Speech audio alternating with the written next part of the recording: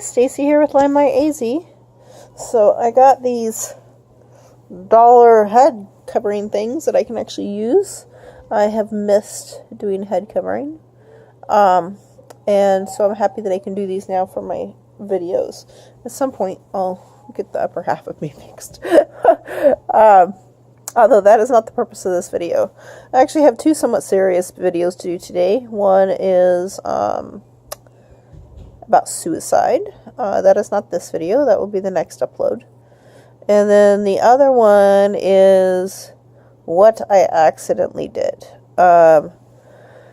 So for anybody who has Lyme disease, chronic Lyme disease, you know that living with Lyme disease is a roller coaster.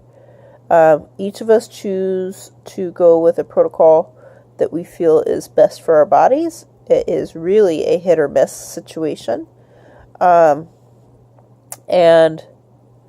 there's just not a lot of help out there available to us because of the intricacies of dealing with insurance companies that don't acknowledge it, the CDC doesn't acknowledge it, and lots of other stuff. So when you contract chronic Lyme disease, you essentially fall into something similar to the Matrix, or Pandora's box, or you realize that there is a whole nother world that you didn't even know was out there. And there is so much to the topic of chronic Lyme disease that it can be quite overwhelming to the people that have the Lyme disease, much less people who have had little or no exposure to chronic Lyme disease. The difference between chronic Lyme disease and what I call acute Lyme disease is about 6 weeks. So when you have an acute infection, it is a infection that you have recently gotten, can be treated. Typically, rarely would you see a situation that it cannot be treated if caught early enough with antibiotics aggressively. At least 30 days worth, preferably closer to 3 months. I gotta pause this for a second. So, if you've been exposed to Lyme, whether through a tick bite or a different type of insect bite or sex or congenitally or through transfusion or whatever, there is about a 6-week span before it turns to chronic Lyme disease. Most people associate Lyme disease with tick bites. That is the most well understood way to get it. It is far, far more prevalent than that, and if not caught early enough, then cannot be successfully treated with antibiotics for your lifetime. What will end up happening is if you catch it in that first 6 weeks and you treat with antibiotics aggressively for at least months, then you probably will not have a problem as long as you never get reinfected. This is the only time the antibiotics have a successful rate of healing by themselves. Why is that? Because Lyme is smart, or also known as Borrelia burgdorferi. I'm not sure I'm saying that correctly. I always jumble the words, and especially with Lyme brain. Anyway, so those are for people that catch it early enough and can treat it, and treat it aggressively with antibiotics. If I knew somebody were to be infected with Lyme disease, I would hands down tell them, get on antibiotic, stay on antibiotic for at least 30 days, preferably 2 or 3 months. Kill that Lyme now. I am not a fan of pharmaceuticals. I never have been. I rarely use them, and with the exception of my thyroid medication. And at that point, and that will be changing in the near future, but that's beside the point. However, living with Lyme disease, I would tell somebody, get on the antibiotic, stay on the antibiotic, and kill those suckers while you have a chance. For people that have it longer than 6 weeks-ish, then it's a whole different story. Antibiotics can be used in conjunction with other things and be somewhat successful, but really, most of the protocols out there are the blind leading the blind, doing the best that you can with what you got, and hoping that the plan that you're on is going to be successful for you. There are people out there that have success with the different plans that they do. For how long? I don't know. Frequently, what ends up happening is they get their bodies into remission, which, according to the Lyme community, is the best that you could do, is get your body into remission and try to keep it there. So all of the different protocols that are out there, they are intended to put the Lyme into remission. So what happens if it comes out of remission? When the Lyme disease comes out of remission, it devastates the body again. You crash. And each time that this happens, it is harder to get your body back into remission and harder to keep it that way. And each time that you crash, it's worse. So, I learned this information not long after being diagnosed with Lyme disease. And typically, the route that people take is if they've gotten a positive result on their test, they take 30 days worth of doxycycline. And then the symptoms that are left are called post-Lyme disease symptom, or something to that effect. Well, these people continue to be just as ill as they were with Lyme disease. So, they end up going from doctor to doctor to doctor for years. Usually at least 5+ years. Sometimes upwards of 10 or 15. Typically around 30 doctors by the time they figure out that they're dealing with chronic Lyme. Some over 100. I was fortunate. I didn't go through that system of trying to figure out what's wrong with you and trying to figure out what medications will work for you and all of that. I kind of skipped those stages. Water break. So I was fortunate. I did not go for years trying to figure out why my body was freaking out. I honestly don't know that I would have had enough time. I had my first symptom in January of last year, which was 2017. And by May, we were quite scared that I was going to die. It was very bad. And so I honestly don't know that I would have had those years to figure it out. I'm fortunate that Yahweh, God, pointed me in the right directions at the right times with the right doctors that would listen. And so I discovered that my symptoms matched heavily to Lyme disease, although I don't recall being bitten by a tick, and I never had a rash. Doctor didn't give me a problem and went ahead and tested me for it, and sure enough, it came back positive. So I was very fortunate with figuring out what was wrong with me. January 1st was my first symptom, and I was diagnosed on March 30th. So I did not go through the troubles that most people go through to try to figure out what is wrong with them. I also did a lot of research and a lot of talking to people with Lyme disease to figure out what they did. So they usually do the 30 days of doxycycline. They frequently go with another doctor who does believe in Lyme disease, but is just considered a regular medical doctor. Pay out of pocket to see the doctor and to get prescriptions for antibiotics. Those antibiotics frequently are a lot more than one. Sometimes they're taken at the same time. Sometimes they are what is called pulsed. Anywhere from, when you're on multiple medications or multiple antibiotics, usually 3 to 7, taken all at the same time, or relatively. So, like, take this one for 5 days, take this one for 5 days, then take this other one for 3 days, or take 2 medications at one time and then 1 medication at the other time. And the people that typically do that are very, very ill while trying to combat the Lyme. The reason they do that is because Lyme comes in different forms. It has the spirochete shape, which is a spiral shape. If you look up syphilis, it's got the same shape.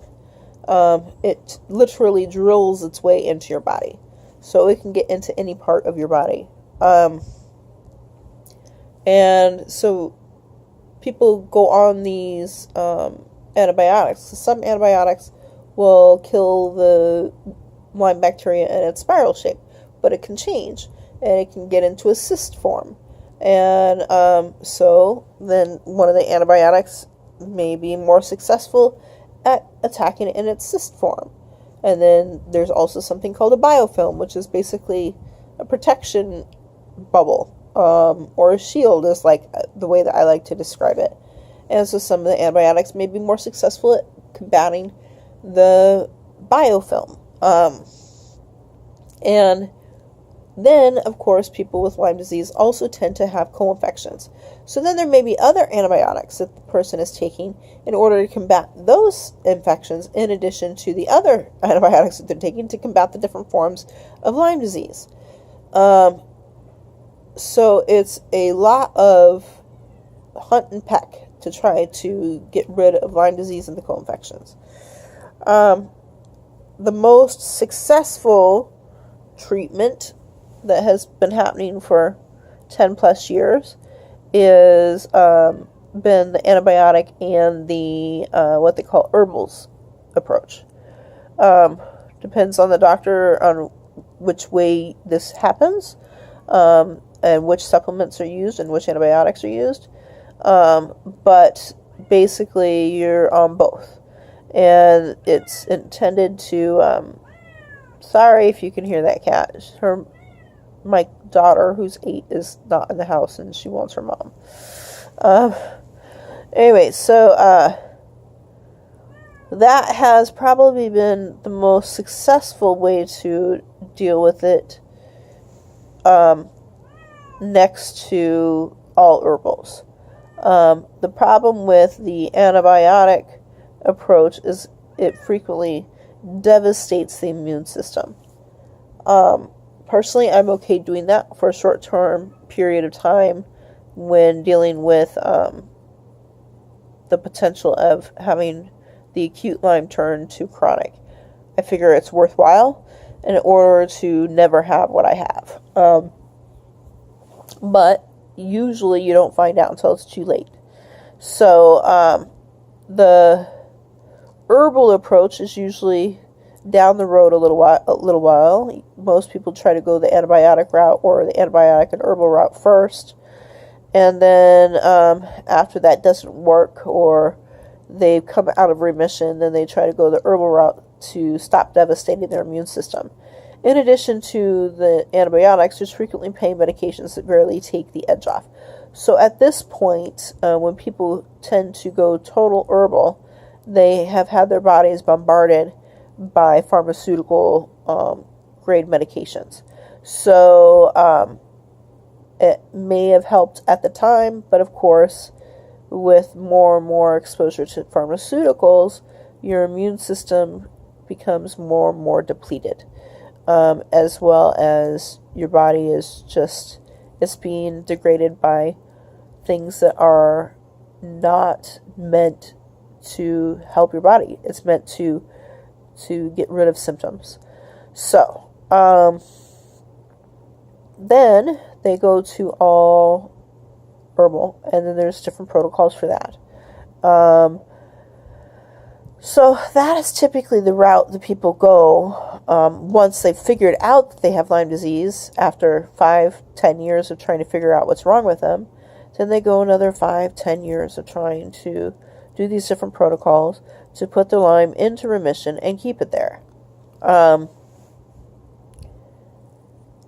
I did a lot of research, and I decided that for me, the best route would be what people choose last.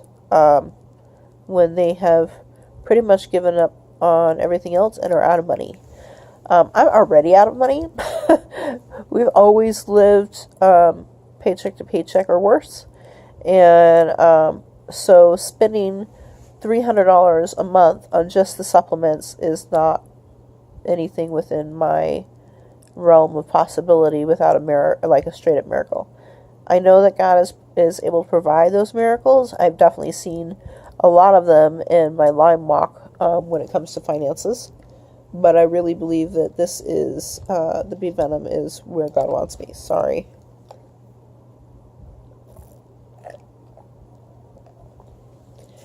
God has done some pretty interesting things in my walk with this Lyme. Every time we've had a serious need, it's been met. And it's been a year, over a year, almost a year and a half, of one thing after another that we're like, how are we going to pay for this, or how are we going to pay for that, And He has provided every step of the way. He's also put me directly in the path of the people that I needed to be in the path of when dealing with the medical side of this stuff. Everything from the doctor that first diagnosed me to the doctor that I have now. I have a primary doctor who is didn't bat an eye at the fact that I was doing an alternative therapy with the bee venom. Bee venom sounds terrifying. I know it did to me when I first heard about it, and I was looking into it for myself. So for anybody else who's just like, I would never do that, well, you'd have to know where I was at. When you are in so much pain that you can't get out of your own head, and you think the only way to escape it is to kill yourself, you'll do anything to try to fix it. I was definitely there, and I have subsequently found out that it wasn't just the pain, but actual swelling in my brain from the Lyme die-off that was creating my thinking patterns to be wrong. And my family, as well as me, which my next video I'll be talking about suicide, but my family has a history of suicidal tendencies. So that didn't help anything. That was already something that was stuck in the back of my head that was a possibility. It took my family and a lot of friends to just downright pray for me and get me through those moments when I thought I couldn't make it anymore. And the moments when I thought that, this is just too much for my family. They're better off without me, and to truthfully wonder if they would be better without you, because this was such a burden on them. Well, anyways, back to the bee venom. So I chose bee venom for several reasons. One, because I know of people that have gone with the bee venom as an absolute last resort. They chose the bee venom because they were on their deathbeds and they were broke. And at least two ladies, one by the name of Ellie, who came up with the protocol, and Lyme brain. The other one, she's friends with Ellie and became friends because of the bee venom. She was also on her deathbed. They both had been told that they were not going to survive much longer. Ellie, in fact, had gone to a different state to live out her end of days, which was expected to be around 3 months. Multi-organ failure for both of them. And just could not live life at all. Both of them have huge amounts of energy now and are out of having their organs shutting down, and have made enormous recovery through the bee venom therapy, as well as a bunch of other people. There's a bunch of other people that have gone through this therapy too and are just not as vocal as these two are. There's a lot of money to be made within the Lyme disease community. Insurance does not pay for treatment. And so you have to pay out of pocket.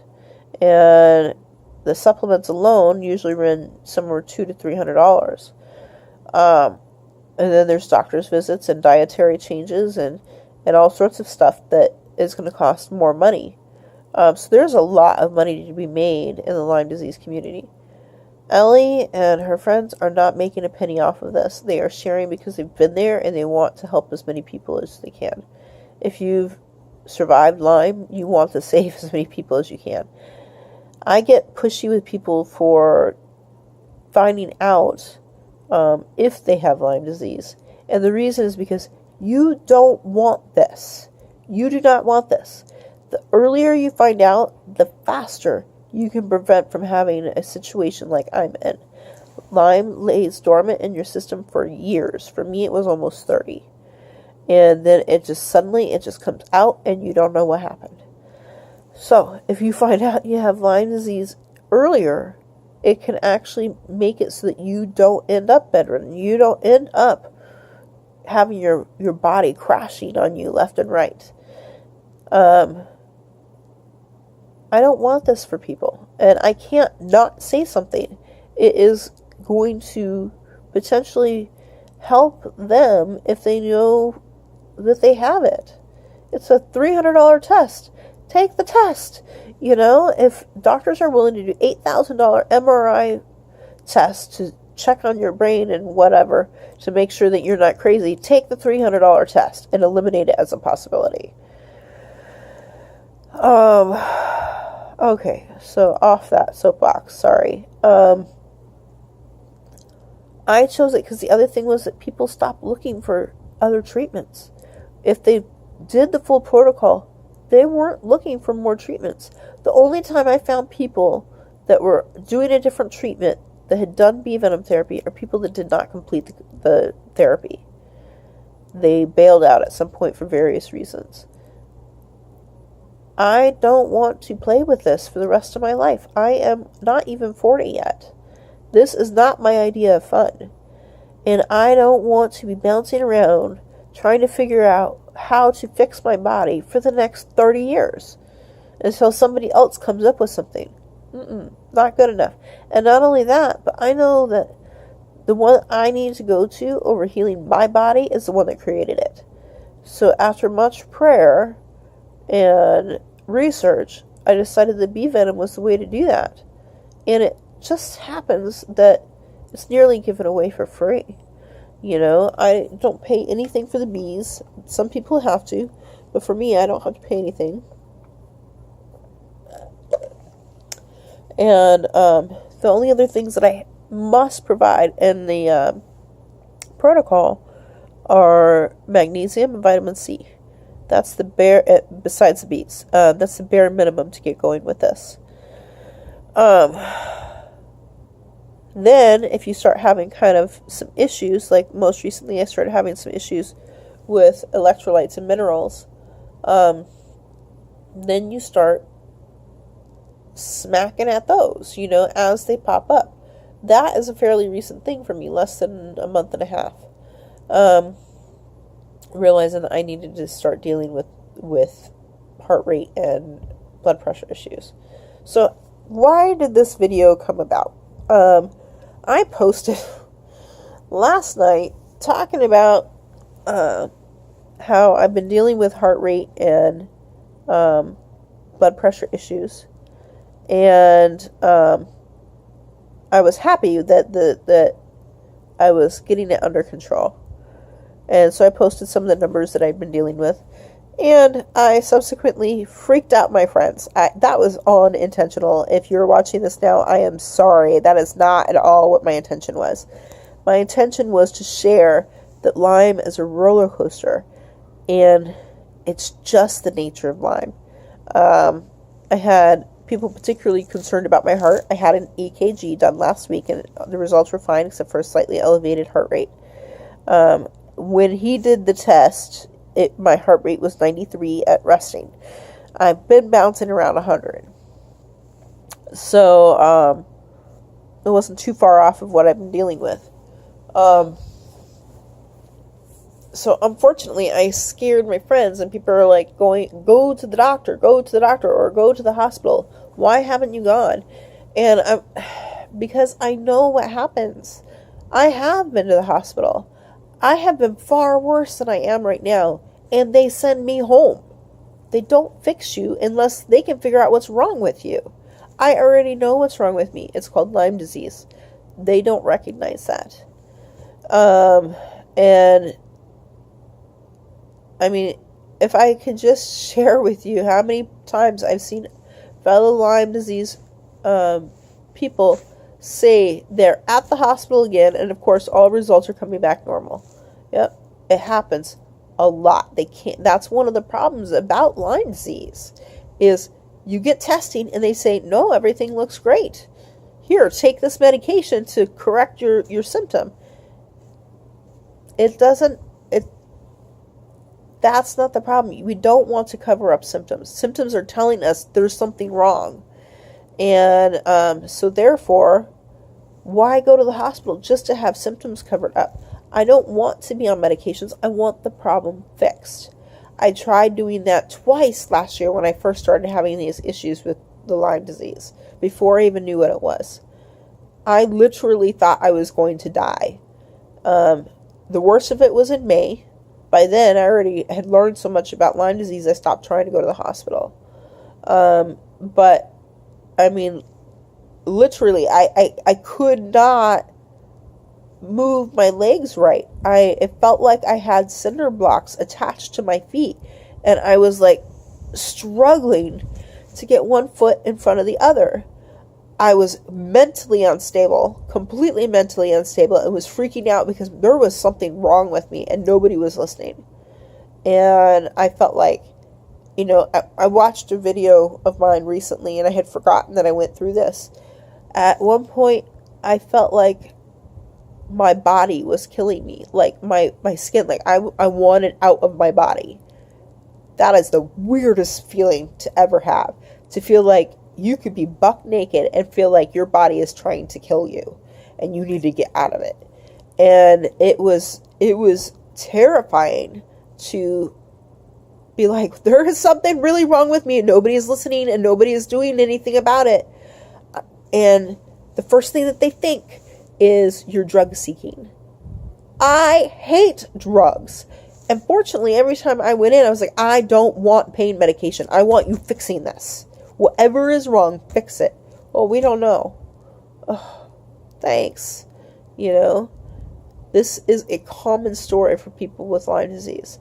They go in and they're treated as mentally wrong. They're treated as faking it. They're treated as drug seeking. Any number of things, but Lyme disease. And it's because Lyme disease is not recognized. If you want to help people like me, if you're a friend of mine, share information about Lyme disease. Read information about Lyme disease. I guarantee at some point in the very near future, you will be touched by it on a personal level. And I don't just mean as friends, but like family. And if you don't know enough about it, you really should learn more. It is not what the CDC says it is. So we need to get the correct information out there so that we can stop having people go, this is not a big deal. An interesting piece of information I learned in all my research and talking with people is I probably ran across 5 or 6 people that had both dealt with Lyme disease, chronic Lyme disease, and cancer, like serious cases of cancer. Each time they said that they would take the cancer over the Lyme disease. Now, if that doesn't tell you something, and I wouldn't wish either on anybody, but the thing is that cancer has so much of a backing of support. People know what cancer is. They understand what cancer is. Us people that have Lyme disease are sick, and we're trying to explain to people what this is, and it's frustrating when nobody is able to really grasp it because you don't know. That's why people like me and people like Carissa Collette from Slice of Lyme and Bill Thompson and used to be Jessica McLaughlin from Passionate Healers, we are doing these videos to try to share information about what this is. If these don't get out here, then who's going to know? So we're taking our stories and saying, look, this is the face of Lyme. Please listen. So that way eventually, maybe one day, we'll have the support that the people in the cancer community have. Because you know what? Lyme sucks. And it devastates and annihilates families. I have been blessed by the family that I have and by the friends that I have because I have a strong support system. But all too often, people don't. They lose their marriages, they lose their children because they're treated like it's all your fault that you're sick. Well, that's great. Thanks for telling me that I'm sick. It's not my fault. I had nothing to do with contracting or getting whatever this illness is. It just happened. But there's a lot of victim blaming in it. And they actually lose their lives. Not only do they lose their jobs and their income and their homes, but their marriages dry up and there's divorces and the children who want nothing to do with them because they're told that this disease doesn't only not exist in the degree that we're trying to tell you that it does, but that they're crazy, and then it starts making the people with the Lyme disease think, maybe I am crazy, maybe this all is in my head, maybe everybody else is right. They second guess their own bodies that are saying they are sick. So, share information about Lyme disease. Because if you don't, who will? Only the people that get sick. This has been one of my longest videos, and I'm sorry for that, but I really think it was important to share about why I chose to do bee venom. Oh, I haven't even finished that part up. So why did I choose bee venom therapy? Let me get some water. Hang on a second. Okay, so why did I choose bee venom therapy over the other protocols? Besides the fact that those that completed the protocol with bee venom stopped looking for other protocols. It is scientifically studied. I don't remember which university is studying it in conjunction with Lyme disease. But it is being studied. And what I know the other protocols can't do, many of them, most of the supplements cannot cross the blood-brain barrier. They cannot treat all of the co-infections at the same time.